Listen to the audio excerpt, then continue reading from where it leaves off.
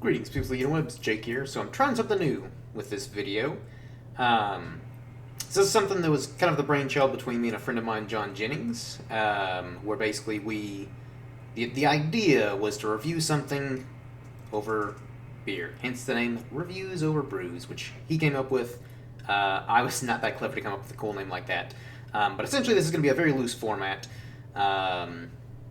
Just review, show, thing, whatever you want to call it, where basically I'll just kind of pick something that I feel like reviewing, whether it probably won't always be like the most recent, like, big thing, like movies, TV shows. It'll just kind of be something, I don't know, just whatever I feel like reviewing, whether it be like maybe a movie that I recently revisited or saw for the first time, whether it's been out for, a year, 2 years, 20 years, however long it may be, or maybe I read a really good book, comic, listen to a really good album, whatever it may be, and basically I'll just, pour myself my drink of choice for the evening, and then kind of review it. And as typical fashion, the reviews aren't going to be like a play-by-play of, the synopsis or anything like that. It's kind of just going to be, me giving my general thoughts.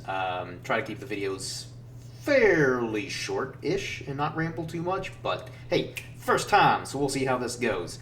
But anywho, so, without further ado, I will be starting off this episode with an Austrian beer by Schloss Eggenberg, is the brewery, I believe. Never had an Austrian beer before, and the main reason why I got this is because it's 14%. So I saw that and I was kind of like, hot damn, I'm going to try me some of that. So, and obviously if you can't tell by the title of this video, I'll be reviewing Godzilla Minus One, because I only recently got to watch it once it became streaming on Netflix, because I was unemployed at the time when it was in theaters, so I kind of missed it, unfortunately. But anywho, so now that I've poured myself my fine beer, which this will be the first time I've tried this, so hopefully it's good.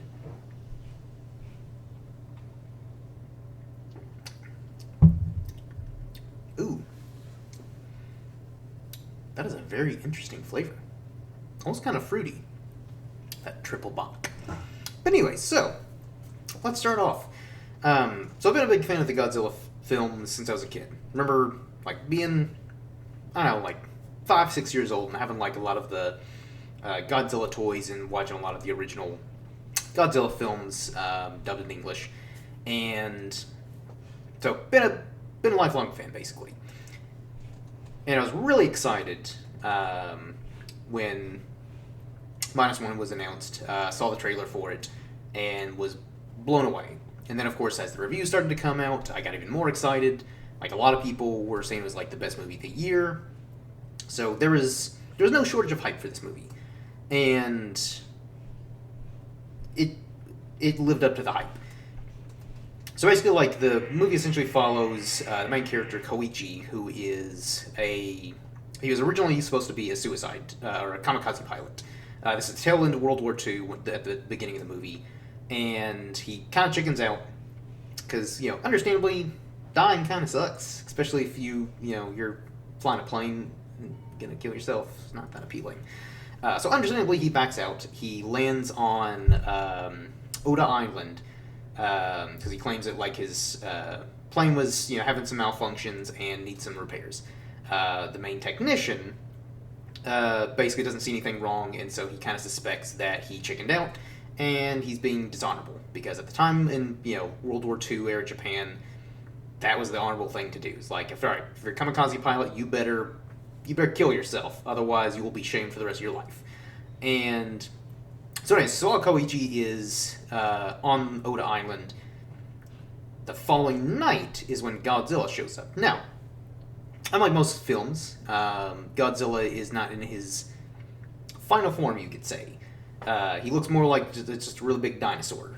And so obviously, like, everyone's still terrified because he's still really big. And, how often is it that you see a giant dinosaur, waltz up onto shore and start eating people?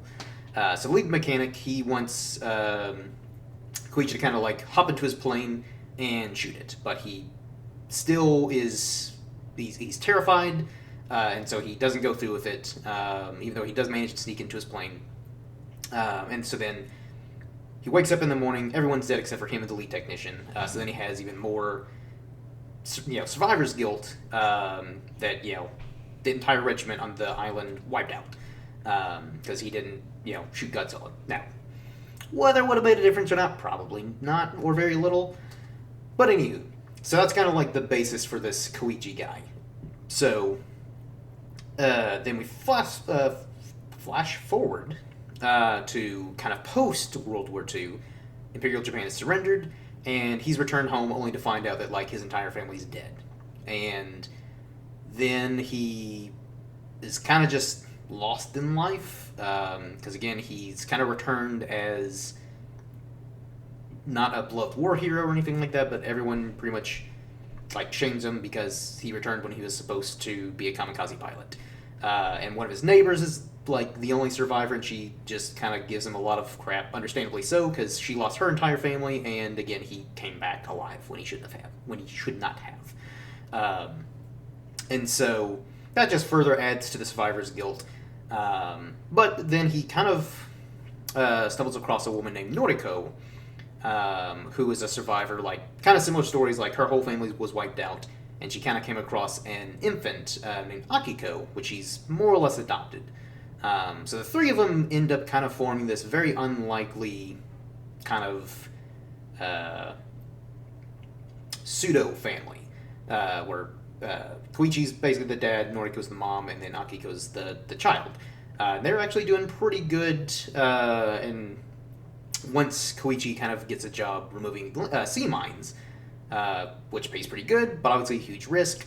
But obviously, he's gradually kind of moving up in the world, still has like some post-traumatic stress, has like some night terrors and stuff like that. But overall, things are working out a little bit better for him and his newfound family. Then flash forward to the nuke, the first atomic bomb, being detonated. I forget what atoll it was, but basically, like again, after Japan has surrendered, after the two nukes hit Nagasaki and Hiroshima, the U.S. just detonated some other bombs, across the Pacific because why not? But anyways, one of those bombs, Godzilla just happened to be, kind of hanging out there and gets irradiated, as one does, and then that's what turns him into the Godzilla we all know and love. So, fast forward a little bit further, and Godzilla shows up, the fully massive, irradiated, fire-breathing Godzilla we all know and love, and starts wreaking havoc. So, of course, Koichi just, again, the guilt just keeps piling up. He can't catch a break. And essentially that's kind of the main story, is him trying to overcome his fears and all the survivor's guilt while trying to defend his newfound family and basically the life that he's rebuilt. That's more or less the kind of general premise. And one thing that I love so much about this movie is it's probably granted, it's been a long time since I've watched a lot of the older Godzilla movies, but it's probably easily one of the best. I don't think anybody would dispute that. Can't fully say it's the best Godzilla movie ever made, just because it's been, I don't know, well over 10 years that I've rewatched some of the older ones, and then been longer since I've watched, because there's like 37 Godzilla movies in total, Japanese ones, not including the American-made ones. So there's a lot that I've also missed. However, I can still confidently say this movie is easily one of the best Godzilla movies ever made because, one, Godzilla looks incredible, especially for the budget. This was only, I think around a $15 million budget, and it makes a lot of modern Hollywood movies that are, hundreds of millions, it puts them to shame. Because, granted, Japanese labor laws are different from the U.S. labor laws and stuff like that, so that factors into it. However, you still gotta admit, $15 million, what they invested into this movie and how good it looks, Hollywood could learn a lesson or two. But one thing that I really love about this movie is not only does Godzilla look great, the budget, all that, but it's probably one of the few movies where, and this also includes the American-made Godzilla movies, where you actually really care about the human characters. You're deeply invested in them. Like, it's probably one of the few times, if not the only time, that I was watching a Godzilla movie, and anytime Godzilla did show up and start wreaking havoc, where normally I'd cheer and kind of like, yay, Godzilla, I don't care about those human characters. But when Godzilla does show up, it's kind of like, God damn it, Godzilla, stop it. You're ruining Koichi and his family's lives right now. You gotta cut it out, man. Go destroy another, island archipelago chain. So that's rare, especially for like any kind of similar type movies, like creature features, whether it be like, Japanese kaiju movies or just creature features in general. Usually there's like very surface level like character development and stuff like that for the actual the human characters, and you're mostly just going to the theater for like the big shark or giant monster, whatever it may be, and that's fine. Those movies definitely have their place, but it's always great when you can get a nice balance of kaiju action where Godzilla's using his atomic breath, just wrecking Tokyo and like all Japan, and then you also get the like heart with the human characters. And so that's what elevates this story, again, not just above like typical Godzilla films of the past, but again, another thing that Hollywood could definitely take an example of is the character development, the writing.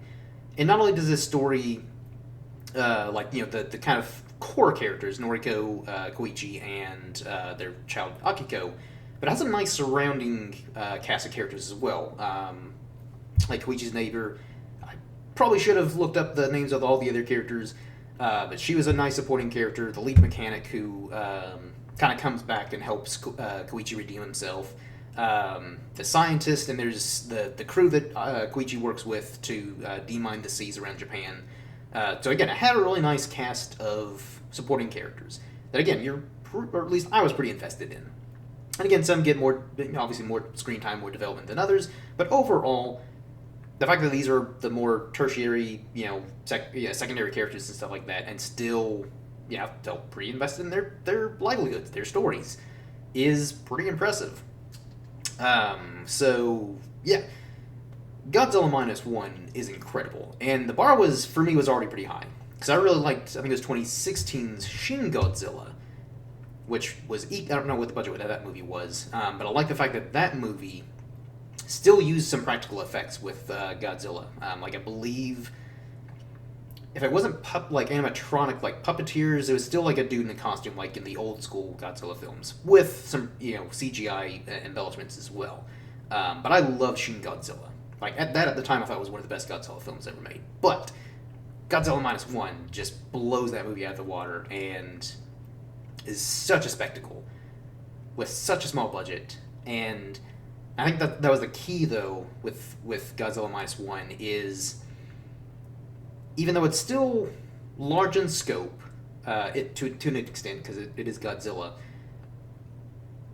but they managed to like kind of consolidate, like really just make it the most simplistic story as possible, but give it a lot of depth, a lot of heart, and give a lot of attention to detail to the characters.